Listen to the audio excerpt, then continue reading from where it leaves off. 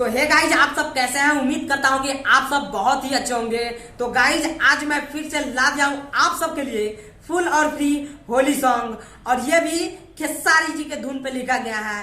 धुन है मछली के जैसे तरफ पे जवानी, रउरा से राजा हम साच कहतानी, चोरिया व जलती से टाटाए राजा, चाटता जवानी तेल चाटाए राजा, चाटता जवानी तेल चाटाए राजा। तो गाइज, इसी धुन पे लिखा गया है अपना होली सॉन्ग। अगर आप लोग रिकॉर्ड करवाना चाहते हैं तो वीडियो को फुल देखिएगा, तभी समझ में आएगा, और अच्छे तरीका से रियाज करके तभी रिकॉर्ड करवाइएगा। तो सॉन्ग स्टार्ट करने से पहले आप सबसे एक रिक्वेस्ट है कि हमारे चैनल पे नए होंगे तो हमारे चैनल को सब्सक्राइब करके बेल आइकन को प्रेस कर लीजिएगा। इससे होगा कि कोई भी मैं नया वीडियो अपलोड करूंगा तो सबसे पहले आप सबके पास पहुंचेगा। तो चलिए, देरी किस बात की, मुखरा स्टार्ट किया जाए। बहिया में धला मिली बड़ी मजा, चढ़ल जवानी हमर भइल बावे ताजा। ए राजा जी, होली बा।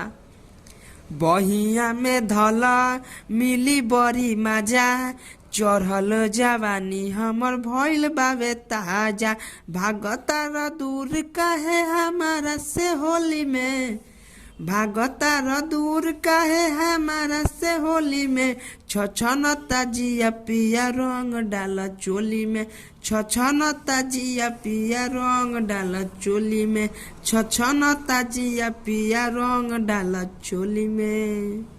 तो हे गाइस, इसका मुखड़ा कैसा लगा आप लोग कमेंट करके जरूर बताइएगा, और अच्छा लगे तो वीडियो को लाइक कमेंट अपने दोस्तों के पास शेयर कर दीजिएगा। चैनल पर नए होंगे तो चैनल को सब्सक्राइब करके बेल आइकन को प्रेस कर लीजिएगा। इससे होगा कि मेरा कोई भी नया वीडियो अपलोड होगा तो सबसे पहले आपके पास पहुंचेगा। तो चलिए, इसका अंतरा स्टार्ट करते हैं। बनल बाटे मुंड काहे करे बेकार, जैसे मन करे डाल सहिया हमार, बानी तैयार अब खेला न शिकार, तहरा से निक रहे नई हर के यार। इसको 2 बार लेना है। बनल बाटे मुंड काहे करे बेकार, जैसे मन करे डाल सहिया हमार, बानी तैयार अब खेला न शिकार, तहारा से निक रहे नई हर के यार, मिलता न मजा राजा तहारा से बोली में, मिलता न मजा राजा तहारा से बोली में, छछनता जिया पिया रंग डाला चोली में, छछनता जिया पिया रंग डाला चोली में, छछनता जिया पिया रंग डाला चोली में। तो हे गाइज, इसका मतलब अंतरा मुखरा नाम अंतरा बहुत ही अच्छे तरीका से लिखा गया है। अगर आप लोग रिकॉर्ड करवाना चाहते हैं तो वीडियो को फुल देखिएगा, तभी समझ में आएगा। और हाँ, अच्छे तरीका से आप रियाज करके तभी गाना स्टूडियो में रिकॉर्ड करवाने जाइएगा। तो चलिए, इसका नाम मंत्र बताते हैं।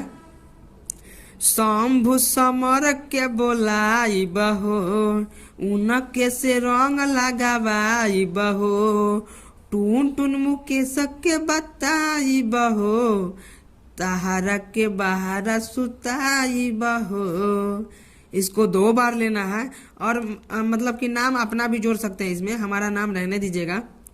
शंभु समर के बोलाई बहो, उनके से रंग लगावाई बहो, टून टून मुकेश के बताई बहो, तहारा के बहरे सुताई बहो, बानी हाथ फेरत अपना चोलिया के खोली में, बानी हाथ फेरत अपना चोलिया के खोली में, छछनता जिया पिया रंग डाला चोली में, छछनता जिया पिया रंग डाला चोली में, छछनता जिया पिया रंग डाला चोली में।